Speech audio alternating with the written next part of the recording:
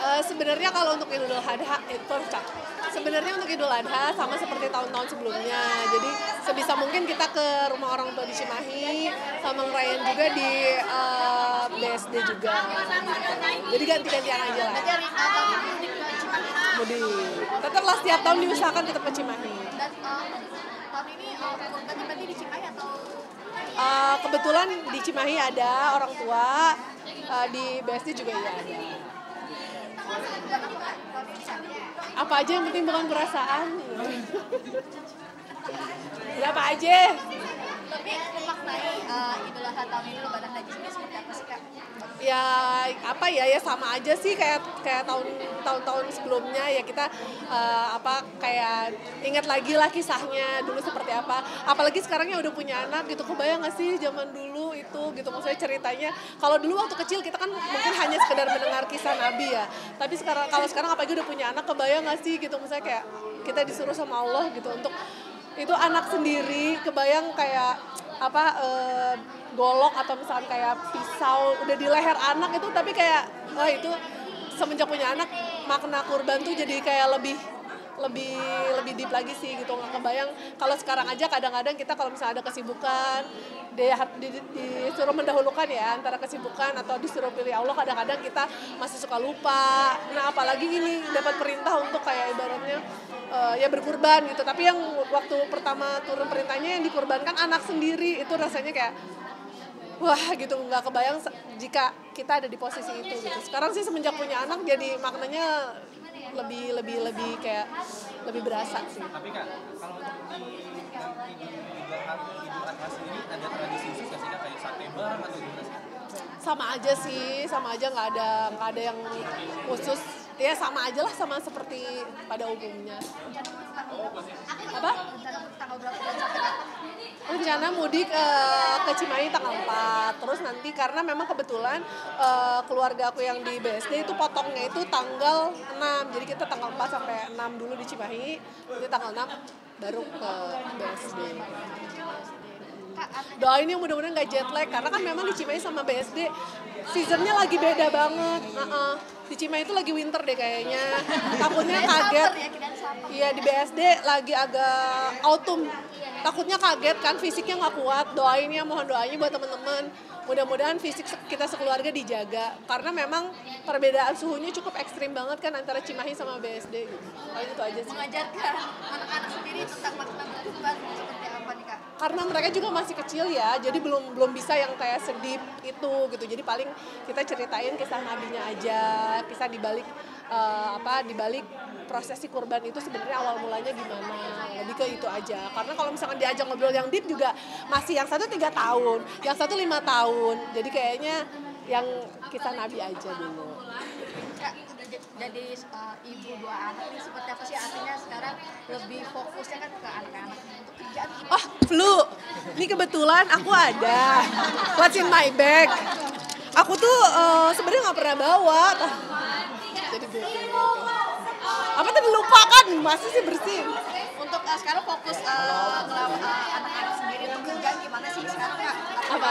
Sekarang fokusnya totally buat ngurus anak, apa kayak kerjaan begini? Iya, ininya? enggak sih, sebenarnya kan ini juga bukan kerjaan kan, kalau ini kayak lebih ke mensupport teman, tapi alhamdulillahnya di era digital sekarang, jadi kita meskipun di rumah juga tetap masih bisa syuting, tetap bisa produktif juga, meskipun ya kalau aku di rumah juga nggak megang-megang banget ya, dibantu, tapi kan seenggaknya bisa ngontrol anak gitu, jadi alhamdulillahnya di era sekarang kayak banyak opsi gitu loh.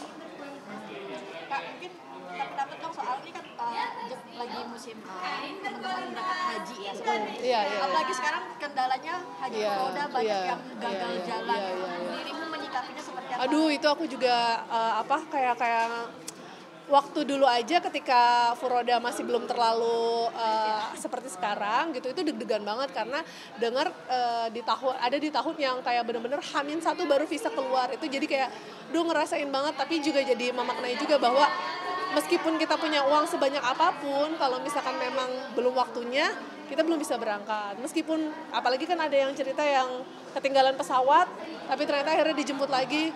Meskipun kelihatannya kita udah nggak ada harapan, tapi kalau kata Allah udah waktunya berangkat, tetap bisa berangkat. Jadi ya ya kayak jadi lebih ke introspeksi aja gitu ya. Mungkin kayak yang belum bisa berangkat tahun ini juga mungkin itu yang terbaik, karena siapa tahu takutnya kalau berangkat ada sesuatu yang akan membuat ibadahnya jadi nggak maksimal. Jadi insya Allah positive thinking aja, yakin aja bahwa apapun keputusannya itu adalah izin Allah, itu adalah ketentuan dari Allah, dan itu udah pasti yang terbaik buat kita. Dan juga kan ada teman-teman beberapa teman kan selebritis juga gagal berangkat. Siapa sih? Kepo, coba cerita dong. Oh, nggak tahu siapa? Siapa? Siapa? Siapa? Benny siapa? Bentar ya, bentar dulu. Bensu sama Kimberly. Oh, aku baru tahu. Indikasinya gagal Oh, nggak tahu aku. Oke, lanjut.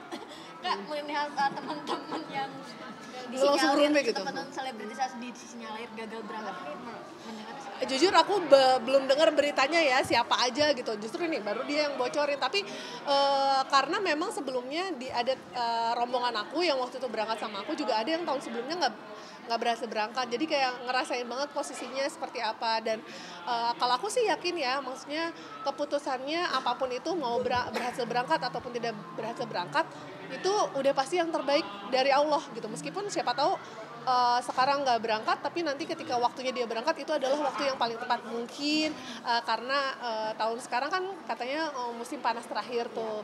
Siapa tahu pas ternyata bismillah diizinkan oleh Allah, mungkin berangkatnya tahun depan dengan cuaca yang mungkin kondisinya yang lebih lebih tidak ekstrim, yang mungkin nanti menjalankannya juga bisa lebih khusyuk, bisa lebih nyaman. Pokoknya kita husnuzon aja, pasti itu udah ketentuan yang terbaik dari Allah. Tapi kalau Furoda itu bener nggak sih Kak, tipe haji yang paling mahal? Kalau Furoda itu dengan biaya yang cukup fantastis. Sebenarnya aku juga kurang paham ya, kurang tahu ya, karena memang aku juga nggak mengcompare haji Furoda itu biayanya berapa atau haji yang lain tuh biayanya berapa.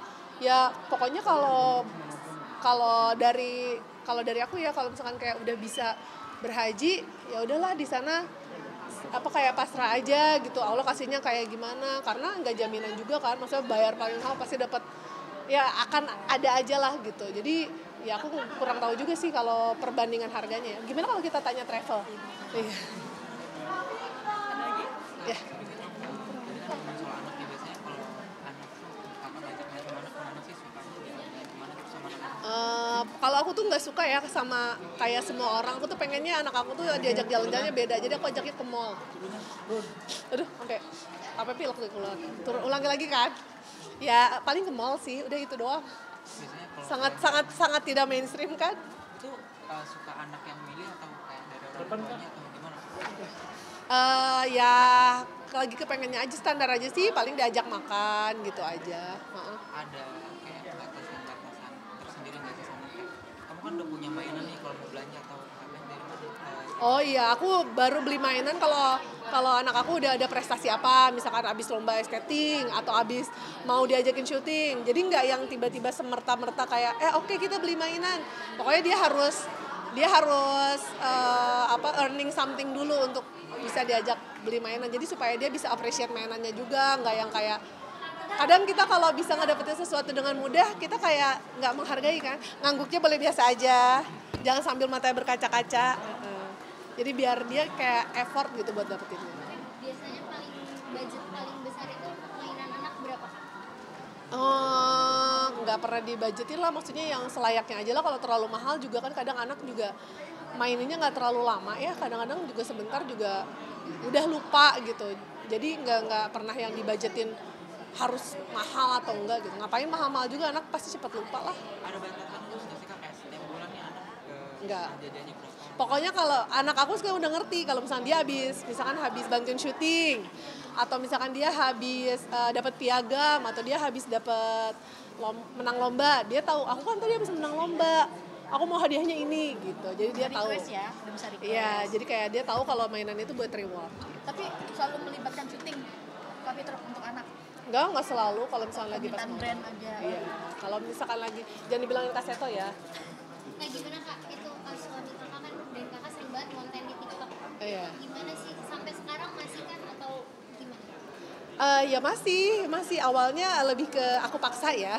Lama-lama akhirnya ya jadi mau, dia juga jadi enjoy juga. Oke, sip. Thank you.